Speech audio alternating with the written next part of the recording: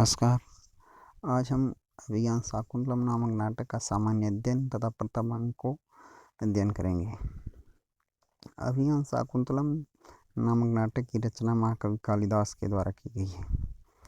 महाकवि कालिदास का जन्म विक्रम की प्रथम शताब्दी माना जाता है। कुछ आलोचक उन्हें विक्रम संवत आरंभ करने वाले राजा विक्रमादित्य के दरबारी कवि तथा उनके नवरत्नों में से एक रत्न मानते हैं। महाकवि कालिदास का जन्म स्थान के संबंध में आलोचकों के अलग अलग मत हैं। उनकी रचना मेघदूत में उज्जैनी नगरी के अत्यधिक वर्णन के कारण उनको उज्जैन निवासी माना जाता है तथा उनके माँ काली के भक्त होने के कारण उनको बंगाल निवासी भी माना जाता है। महाकवि कालिदास उपमा अलंकार के प्रयोग के कारण अति प्रसिद्ध है। महाकवि कालिदास ने कुल 7 रचनाओं की रचना की, जिनमें से 2 महाकाव्य रघुवंशम और कुमार संभवम, 2 खंडकाव्य मेघदूतम, ऋतुसंहारम तथा 3 नाटक विक्रमोर्वश्यम, मालविकाग्निमित्रम तथा अभिज्ञान शाकुंतलम है। अभिज्ञान शाकुंतलम नामक नाटक में कुल 7 अंक हैं। यह नाटक महाभारत में आई गई कथा के आधार पर रचित है। इस नाटक में हस्तिनापुर के राजा दुष्यंत तथा महर्षि कर्ण की धर्मपुत्री शकुंतला, जो कि अप्सरा मेनका की पुत्री थी, के प्रेम प्रसंग, विरह तथा पुनर्मिलन की कथा वर्णित है। महाकवि कालिदास वैदर्भी रीति के कवि थे। अभिज्ञान शाकुंतलम का 4th अंक अति प्रसिद्ध है, जहाँ महर्षि कर्ण शकुंतला को स्त्री उचित व्यवहार का उपदेश देते हैं। अब हम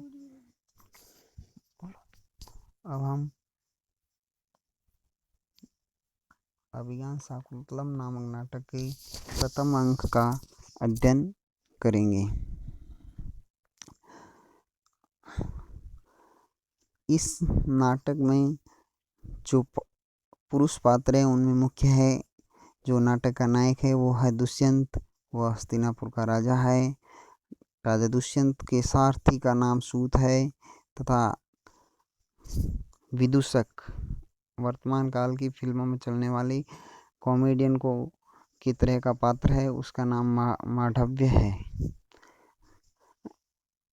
तथा स्त्री पात्रों में शकुंतला, जो नाटक की नायिका महर्षि कर्ण की धर्मपुत्री है। शकुंतला की 2 सखियां अनुसुईया और प्रेमवदा तथा गौतमी महर्षि कर्ण की धर्मपत्नी के अर्धभगिनी के समान है।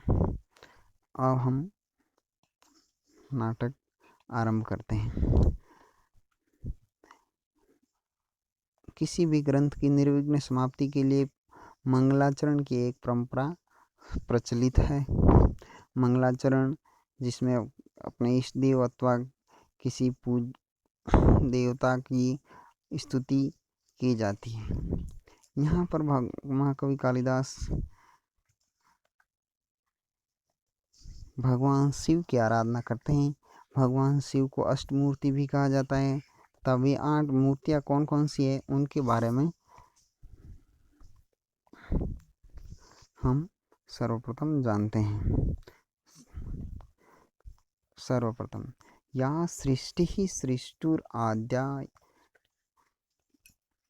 या यानी जो, सृष्टि यानी रचना, सृष्टु यानी भगवान ब्रह्मा की, आद्या यानी सर्वप्रथम, अर्थात जो सृष्टु यानी कि ब्रह्मा की आद्या सृष्टि, सर्वप्रथम रचना अर्थात जल, अर्थात जलमयी मूर्ति है वो भगवान शिव है। दूसरा, या वहती विधिहुदम या हवि, यानी जो हवि को विधिहुतम जो विधि पूर्वक अथवा नियम पूर्वक आहूत की गई है उसको वहती यानी देवताओं के पास ले जाती है। अर्थात किसी भी यज्ञ में जो हवि प्रदान की जाती है वो अपने इष्ट देव के निमित्त होती है और उस निर्दिष्ट देव के पास हवि पहुंचाने का कार्य अग्नि करते हैं। तो अर्थात भगवान शिव की अग्निमय मूर्ति। याचहोत्री जो यज्ञ में आहूत करते हैं अर्थात यजमान, ऐसी भगवान शिव की यजमान रूपी मूर्ति। ये द्वे काल विधत्त जो दो प्रकार के समय, द्वे काल दो प्रकार के समय अर्थात दिन और रात के समय की विधत्त यानी व्यवस्थित करती है ऐसी,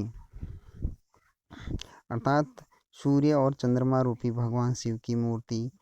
यया प्राणिनः प्राणवंत, यया यानी जिसके द्वारा, प्राणी यानी सभी प्रकार के प्राणी, प्राणवंत यानी सांस लेते हैं, अर्थात प्राणी श्वसन क्रिया वायु के द्वारा करते हैं तो वायु रूपी मूर्ति। इस प्रकार जो जल रूपी मूर्ति, अग्नि रूपी मूर्ति, यजमान रूपी मूर्ति, सूर्य रूपी मूर्ति, चंद्रमा रूपी मूर्ति, आकाश रूपी मूर्ति,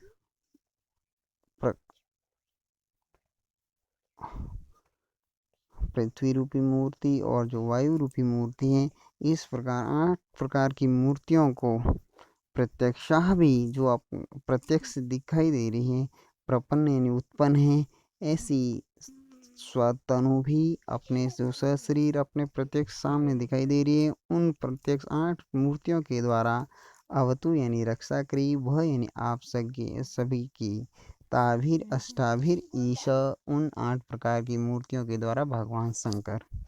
अब हम अन्वय से एक बार इसका अर्थ वापस से जान लेते हैं कि यह सृष्टि आद्या सृष्टि जो भगवान ब्रह्मा की प्रथम रचना है अर्थात जल, तो भगवान शिव की जल रूपी मूर्ति नंबर 1। या विधिहुतम हविहि वहती जो विधि पूर्वक आहूत की गई हवि को वहन करती है अर्थात देवताओं तक पहुंचाती है अर्थात अग्नि, तो भगवान शिव की अग्नि रूपी मूर्ति। याचहोत्री जो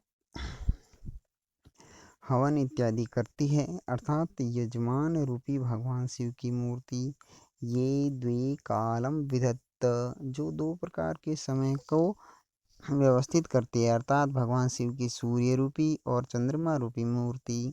तथा श्रुति विषय गुणा जो श्रुति विषय यानी कान के विषय अर्थात शब्द के गुणा यानी गुण वाली, अर्थात आकाश शब्द गुण वाला आकाश माना जाता है। तो आकाश जो स्थिता व्याप्य विश्वम जो संपूर्ण विश्व को व्याप्त करके स्थित है, ऐसी आकाश रूपी भगवान शिव की मूर्ति।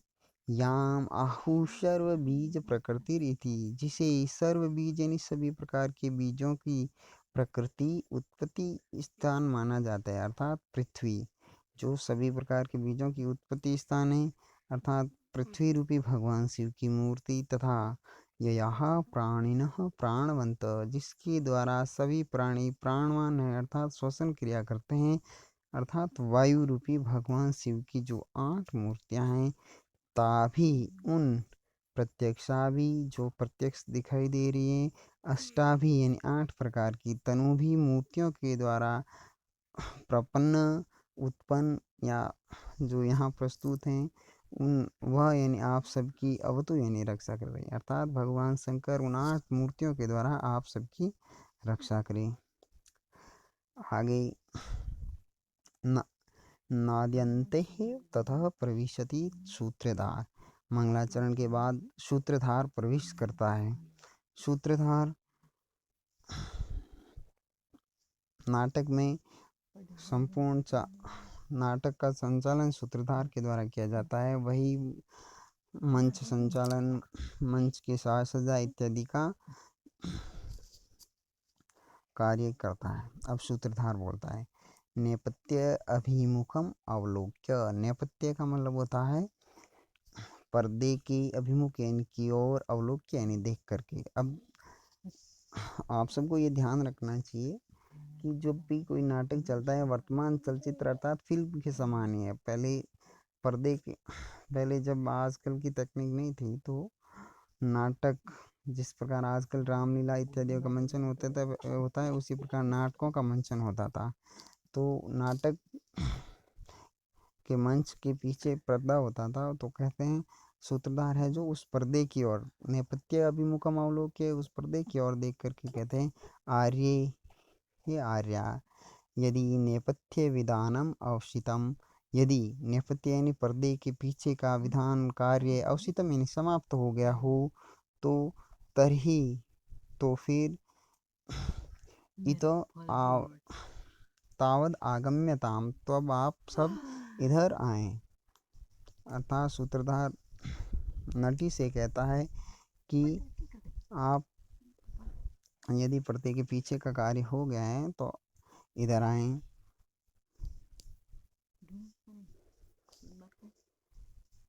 प्रवेश, अब नटी प्रवेश करती है मंच पर। नटी कहती है आर्यपुत्र इयम अस्मि, हे आर्यपुत्र यह रही मैं। इसके ऊपर देखो नटी के आगे जो भाषा लिखी है अज्जवतयम भी। तो पहले क्या होता था कि प्रत्येक नाटक के अंदर संस्कृत के अलावा अपभ्रंश भाषाओं का प्रयोग किया जाता था, जो निम्न पात्रों के द्वारा, स्त्री पात्र अथवा अन्य निम्न पात्रों के द्वारा अपभ्रंश भाषा का प्रयोग किया जाता था। संस्कृत पुरुष पात्रों के द्वारा प्रयोग की जाती थी। नटी कहती है आर्यपुत्र इयम अस्मि, हे आर्यपुत्र यह रही मैं।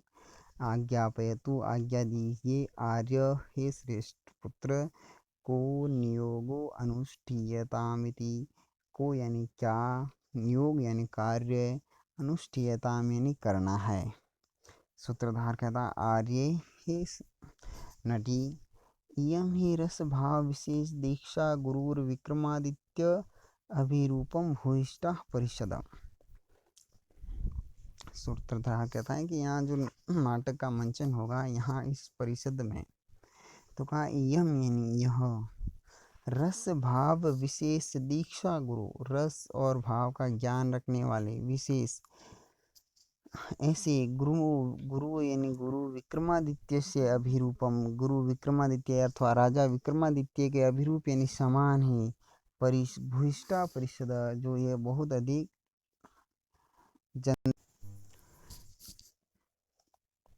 इस परिषद के सामने अर्थात सभा जो उपस्थित है इनके सामने, अद्य यानी आज, खलु निश्चय ही, कालिदास ग्रथित, महाकवि कालिदास के द्वारा रचित वस्तुना, नाटक के द्वारा, नाटक का नाम है अभिज्ञान शाकुंतलम नामधेयन, अभिज्ञान शाकुंतलम नामक नाटक के द्वारा नवीन नाटक, उस नवीन नाटक का उपस्थातव्यम यानी कि मंचन करेंगे, अस्माभि यानी हमारे द्वारा।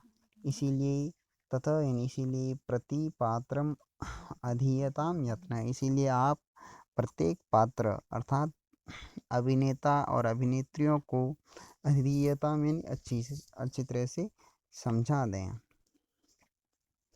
नटी बोली कि सुविहितम प्रयोगतया आर्यस्य न किमपि परिह्यस्यते। कहा है कि सुविहितम यानी अच्छी प्रकार से सावधानी पूर्वक जान लिया है, प्रयोग यानी कि नाटक का मंचन, आर्यस्य यानी आपके द्वारा जो नाटक का प्रयोग है वो अच्छी तरह से बता दिया है, इसलिए न किमपि परिहास्यते, कुछ भी अभी शेष नहीं है। अब सूत्रधार कह रहा है सस्मितम यानी कि कुछ मुस्कान के साथ, आर्ये कथयामि ते भूतार्थम, हे आर्या कथयाम यानी कह रहा हूँ, ते यानी तुम्हें, भूतार्थम यानी कल्याण के लिए क्या कह रहा हूँ। तो कहा है आपरितोषाद विदुषाम न साधु मन्ये प्रयोग विज्ञानम बलवदपि शिक्षितानाम आत्मनि प्रत्यह चेत। तो कहा है कि अपरितोषाद यानी कि परितोष का मतलब संतुष्ट, अपरितोष यानी जब तक संतुष्ट न हो तब तक, विदुषाम किनके संतुष्ट नहीं हो, विद्वान लोग जब तक संतुष्ट नहीं हो तब तक, न साधु मन्ये प्रयोग विज्ञान, न साधु यानी अच्छा नहीं, मन्य यानी माना जाता है, प्रयोग विज्ञानम अर्थात नाटक। क्यों। तो कहा है बलवद अपि शिक्षितानाम आत्मनि अप्रत्यह चेत। तो कहा है बलवद अपि यानी बहुत मेहनत पूर्वक भी, शिक्षिता नाम यानी अध्ययन किए जाने के बाद भी, आत्मनि अप्रत्यह चेत, जो मनुष्य का चित्त होता है वो आत्मनि यानी अपने ऊपर अप्रत्यय यानी विश्वास नहीं कर पाता।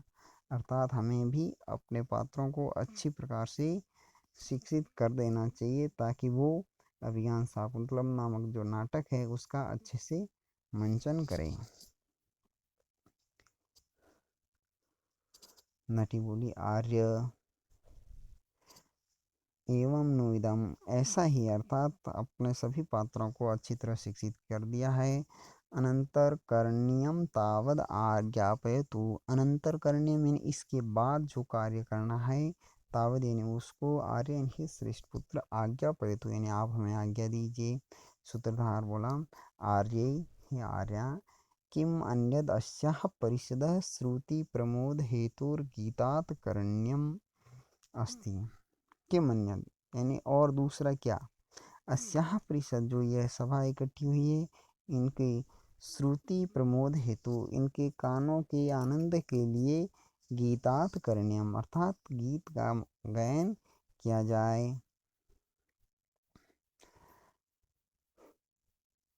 नटी नटी बोली अथ कथमं पुनर्ऋतुम अधिकृत्य गास्यामि। तो अब किस ऋतु को अधिका आधार बना करके गाएं। सूत्रधार बोले ननु इमं एव, देखो इसी को, तावदेचिर प्रवृत्तम उपभोग समम ग्रीष्म समयम अधिकृत्य गीयताम, तावद यानी तब तक, अचिर यानी शीघ्र ही, प्रवृत्त प्रवर्तम यानी कि शुरू हुई, उपभोग समम भोग के योग्य, ग्रीष्म समयम ग्रीष्म ऋतु को, अधिकृत्य यानी कि आधार बना करके, गीयताम यानी गाया जाए। संप्रति ही, संप्रति यानी अभी ही, निश्चय ही, क्या है। तो कहा है सुभग सलील अवगाह पाटल संसर्ग सुरभि वनवाता, प्रच्छाय सुलभ निद्रा दिवसा परिणाम रमणीय।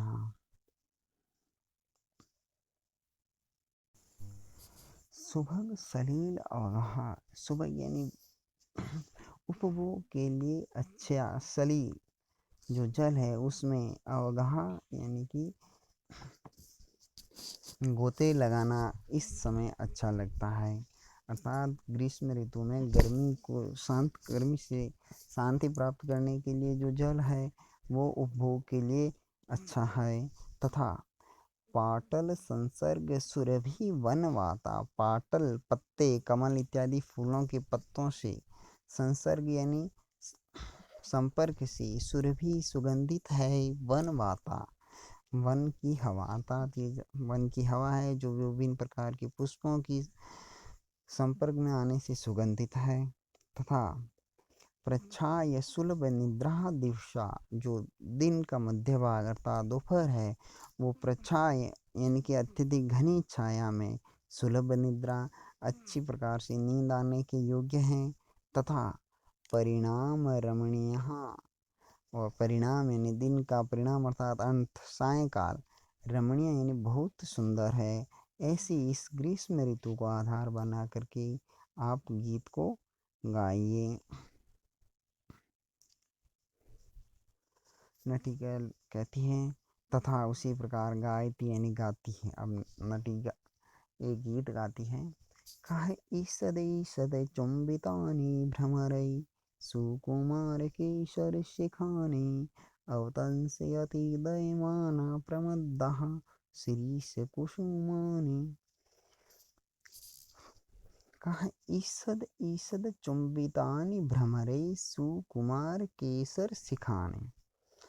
कि ईसद ईसद यानी थोड़ा थोड़ा, चुंबितानि यानी चुंबन किया जा रहा है, भ्रमरे यानी भंवरों के द्वारा, सुकुमार केसर शिखानी, सुकुमार यानी बहुत ही कोमल, केसर पुष्प की, केसर की, शिखानी यानी कि ऊपरी सिरों का, अर्थात जो पुष्प के सबसे ऊपरी सिरे होते हैं वो बहुत कोमल होते हैं, उन कोमल सिरों का भ्रमरे यानी भंवरों के द्वारा, ईसद ईसद चुंबितानि यानी कि कुछ कुछ चुंबन किया जा रहा है, अर्थात रसपान किया जा रहा है भंवरों के द्वारा।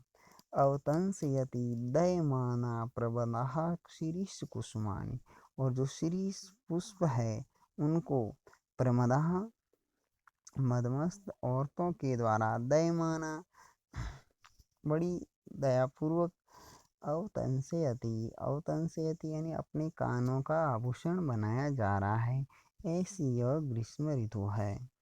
अब सूत्रधार कहता है आर्य हे आर्या साधु गीतम अच्छा गया, अहो रागबद्ध चित्तव्रतिर आलिखत इव सर्वतो रंग। अरे रागबद्ध तुम्हारी इस गीत की राग के द्वारा है, चित्तव्रति आलिखित, इयम सर्वतो रंग, इदम सर्वतो रंग यानी यह संपूर्ण सभा है, सभा परिषद है, वो उनकी चित्तवृत्ति है जो तुम्हारी इस गीत की राग से आलिखित के समान हो गई है। तद इदानीम तो इस समय, कतमत प्रकरणम आश्रित्य एनम आराधयाम, तो कतमत यानी किस, और प्रकरणम विषय को, आश्रित्य यानी आश्रय लेकर के, एनम आराधयाम इनकी आराधना की जाए, अर्थात इनको प्रसन्न किया जाए। नटी बोली कि ननु आर्य मिश्रे प्रथम एवं आज्ञप्तम अभिज्ञान शाकुंतलम नाम पूर्व नाटक प्रयोग अधिक्रियताम इति। तो कहा है कि ननु आर्य मिश्रे, आप ही के द्वारा, प्रथम एवं आज्ञप्तम पहले ही आपने जो आज्ञा दी है कि अभिज्ञान शाकुंतलम नाम नाटकम, अभिज्ञान शाकुंतलम जो नाटक है उसका प्रयोग यानी मंचन अधिक्रियता में किया जाना है। सूत्रधार बोली आर्य हे आर्या सम्यक अनुबोधितो अस्मि, आपने अच्छी प्रकार से याद दिलाया, अर्थात आपके द्वारा पुनः स्मरण कराना अच्छा रहा। अस्मि क्षणे विस्मृतम खलु मया, इस समय मैं तो भूल ही गया था।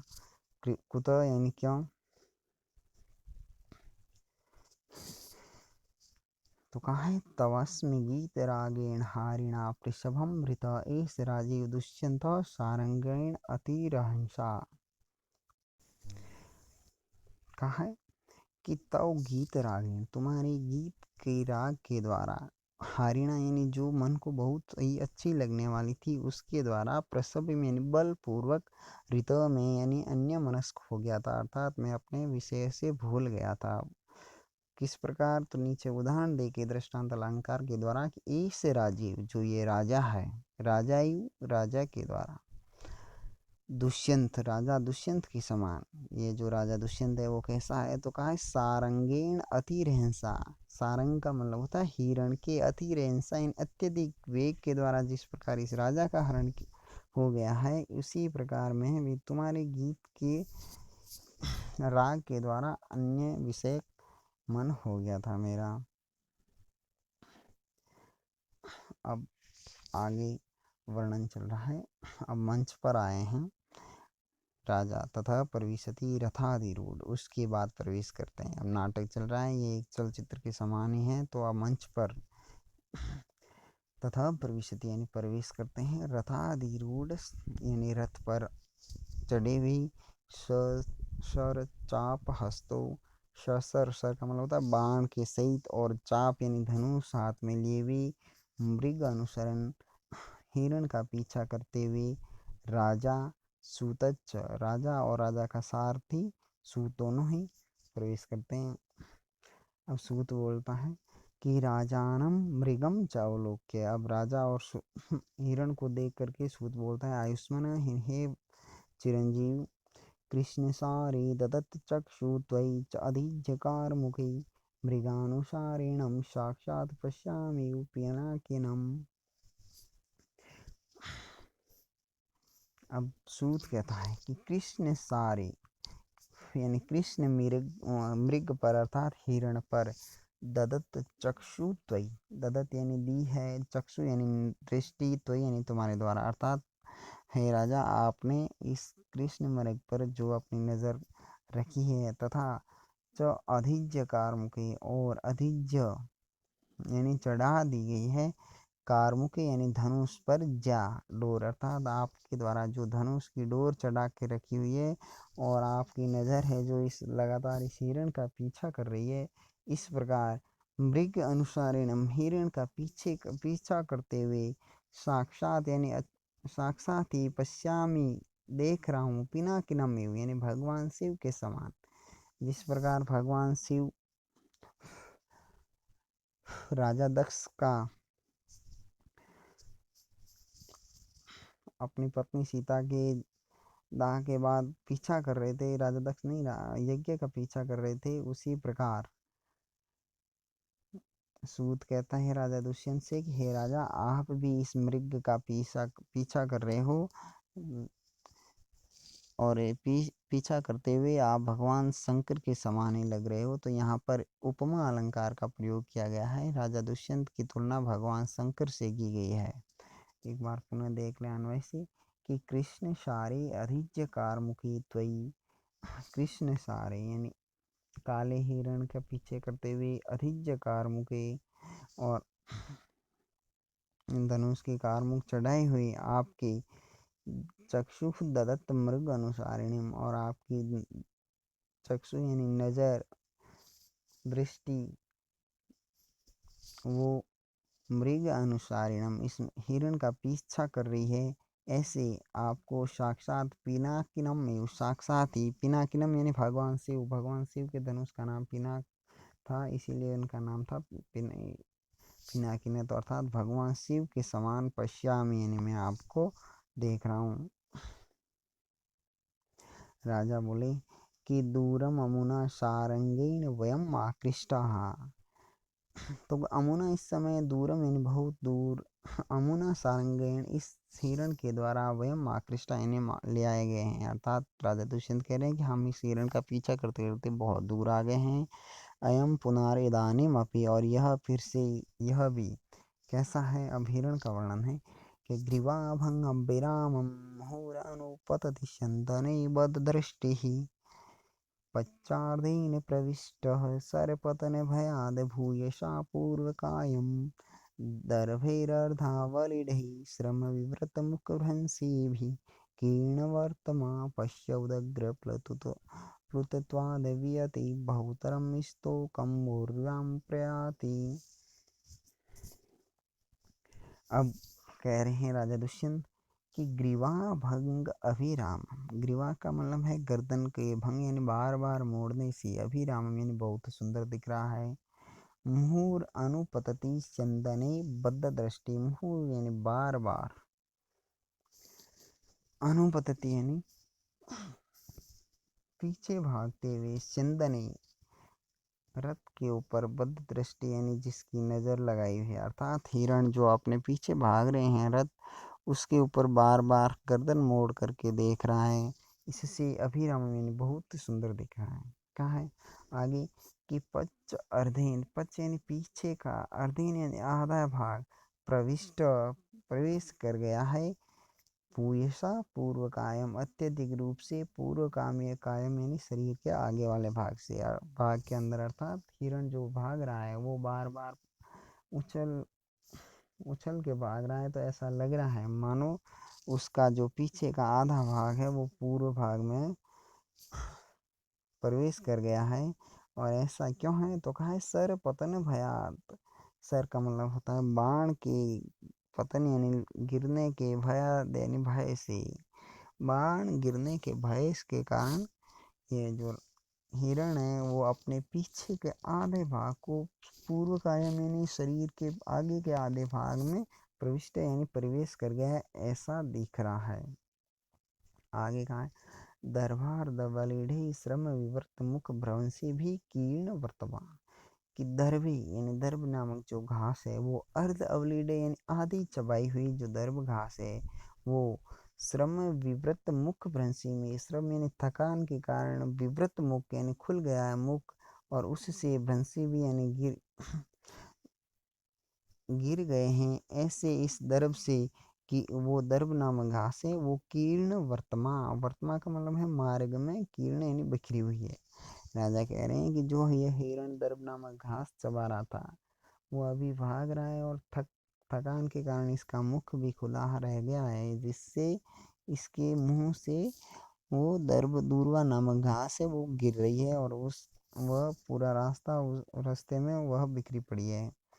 आगे कहा है पश्य यानी देखो उदग्र प्लुतत्वाद वियति बहुतरम स्तोकम उर्व्याम प्रयाति, अरे देखो उदग्र प्लुतत्वाम अत्यधिक ऊंचा कूदने के कारण, वियति बहुतरम, वियति यानी आकाश में, बहुतरम यानी अधिक देर, तथा स्तोकम उर्व्याम और उर्वी यानी पृथ्वी पर, स्तोकम यानी थोड़ा ही, प्रयाति यानी ये जा रहा है, अर्थात ये हिरण जो है बार बार उछल उछल के बहुत ऊंचा उछल उछल के चल रहा है। इससे ऐसा लग रहा है मानो यह वियति बहुतरम आकाश में अधिक तथा उर्व्याम स्तोकम यानी पृथ्वी पर कम, प्रयाति यानी चल रहा है। यहाँ पर हिरण का स्वाभाविक वर्णन है इसलिए स्वभावोक्ति अलंकार है। अब अन्वय से देख रहे हैं। राजा दुष्यंत सूत से कह रहा है कि अनुपतति स्यंदने मुहुर्ग्रीवा भंग अभिरामम बहुदृष्टि ही।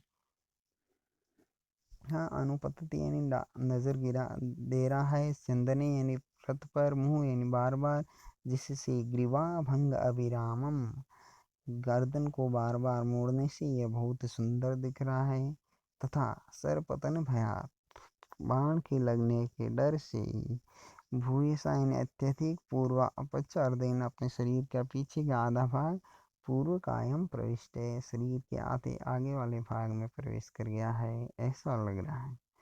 तथा अर्ध अवलीधि श्रम विवृत मुख भ्रंशी भी दर्भीर कीर्ण वर्तमान, अर्ध अवलीड यानी आधे चबाए हुए, तथा श्रम विवृत मुख भ्रंशी भी श्रम से थके हुए मुख, थक जाने के कारण खुले मुख से, भ्रंशी यानी गिरने वाले, दर्भई यानी दूर्वा नामक घास है जो उससे कीर्ण वर्तमान यानी मार्ग में बिखरी पड़ी है।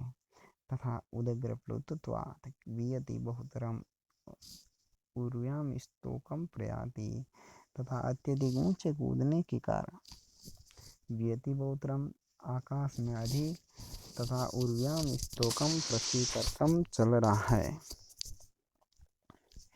नेक्स्ट स विस्मयम् आश्चर्य का साथ तदेश कथम अनुपतत एवं में प्रयत्न प्रेक्षणीय संप्रतः, तदेश अरे यह, कथम यानी क्यों, अनुपतत यानी पीछा करते हुए भी, यह मैं यानी मेरे लिए प्रयत्न प्रेक्षणीय मैंने कठिनाई से देखने योग्य संप्रत यानी हो गया, अर्थात ये मेरा पीछे करते हुए भी नजरों से ओझल कैसे हो रहा है। सूद बोला आयुष्मान हे राजन उद्घातिनी भूमि यानी उबड़ खाबड़ भूमि है, उद्घातिनी उबड़ खाबड़ जो भूमि है, इसीलिए मया यानी मैंने रश्मि संयमा घोड़े की जो रस्सी है, रश्मि यानी रस्सी को संयमनाद यानी खींच लेने के कारण रथस्य मंदीकृतो वेग है, रथ का वेग मंदीकृतो यानी धीरे कर दिया है, इसीलिए तीन मृग ऐसा, इसीलिए यह हिरण विप्रकृष्ट अंतर समृद्ध अधिक दूर हो गया है। संप्रति अभी समदेश वर्तिना थे, अभी समतल समदेश यानी समतल भूमि होने के कारण न दुरासदो भविष्यति हमारे लिए दुरासद यानी कठिनाई से पहुँच के योग्य नहीं होगा, अर्थात हम इसे आसानी से पकड़ लेंगे। राजा बोला तेन ही मुंचताम अभिश्वः, हे सूत तो फिर आप रस्सी को मुंच्यताम यानी छोड़ दिए, अर्थात ढीला करते हैं। सूत बोला यथा यथा आज्ञापयति आयुष्मान, जैसे आपकी आज्ञा। रथ वेगम निरूप्य, रथ के वेग को निरूपण करते हैं, अर्थात मंच पर ही रथ का वेग का निरूपण करते हुए बोलते हैं आयुष्मान है राजन, पश्य पश्य, देखो देखो। मुक्ति सुरश्मि सुनिरायत पूर्वकाय, निष्कंप चामरसिका निभृत ऊर्ध्वकर्णा, आत्म उद्दतैरविरजोभिरलङ्घन्यः धावन्ति यमी मृगजवाक्षमा एवरथ्या। अब कह रहे हैं सूत राजा दुष्यंत से कि मुक्ति सुरश्मिसु, मैंने रथ की जो रश्मियाँ हैं वो ढीली कर दिया, अर्थात रश्मि के खोल देने से ये जो घोड़े हैं निरायत पूर्वकाय, पूर्वकाय यानी शरीर का आगे वाला भाग, निरायत यानी चौड़ा हो गया है। जैसे घोड़ा जितना तेज जब तेज दौड़ता है तो वो शरीर के आगे वाला भाग गर्दन के नीचे से थोड़ा चौड़ा हो जाता है। तो कह रहे हैं कि तेज गति से दौड़ रहा है, इसीलिए घोड़े के शरीर का आगे वाला भाग चौड़ा हो गया है। निरायत यानी चौड़ा हो जाना। निष्कंप चामर शिखा, और घोड़े की जो चामर गर्दन के ऊपर वाले बाल, उनकी शिखा चोटी है वो निष्कंप यानी हिल भी नहीं रही है। घोड़े के गति तेज होने के कारण वो नहीं हिल रही है। तथा निभृत ऊर्ध्वकर्ण, और स्थिर रूप से, निभृत स्थिर रूप से ऊर्ध्वकर्ण, इनके घोड़े के दोनों कान हैं जो स्थिर और ऊंचे कर रहे हैं। आत्म उद्दतैरपि रजोभिर अलंघन्या, और अपने के द्वारा उठाई गई, आत्म उद्दतैरपि यानी अपने अपने खुद के द्वारा ही उड़ाई गई, रजोभिर यानी धूल के द्वारा भी, अलंघन्या उसका उल्लंघन नहीं किया जा रहा है।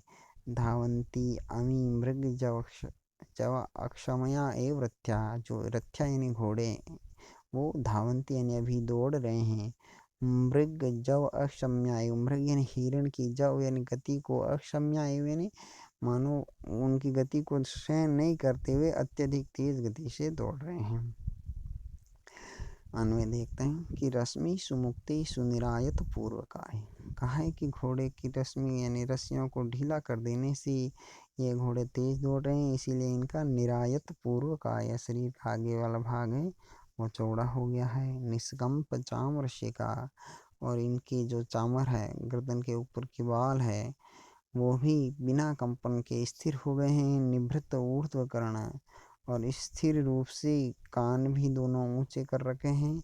तथा आत्म उद्दतैरपि रज्जोभिः, घोड़ों के द्वारा, आत्म उद्दत यानी घोड़ों के खुद के द्वारा ही उड़ाई गई रेत को, रेत से भी अलंघन्या ये घोड़े दूर हो रहे हैं। अमीरथ्या, ये जो घोड़े मृग जव अक्षम्या एव धावन्ते, हिरण की जव यानी वेग को, अक्षम्या यानी न सहन करते हुए के समान, इव धावन्ते यानी दौड़ रहे हैं। उपमा अलंकार है। उपमा अलंकार में इव, जहाँ पद्य में इव और यथा शब्द का प्रयोग होता है वहाँ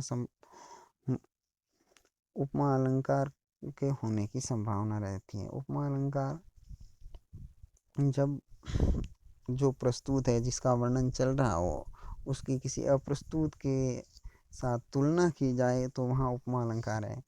यहाँ पर उपमा नहीं, यहाँ उत्प्रेक्षा अलंकार है। कहा मृग जव अक्षम्या एव रथ्या, कि मानो हिरण की वेग को न सहन करते हुए रथ्या यानी ये जो घोड़े हैं वो दौड़ रहे हैं। राजा सहर्षम, राजा हर्ष के साथ, सत्यम अतिथ्य हरितो हरिंच वर्तन्ते वाजिने।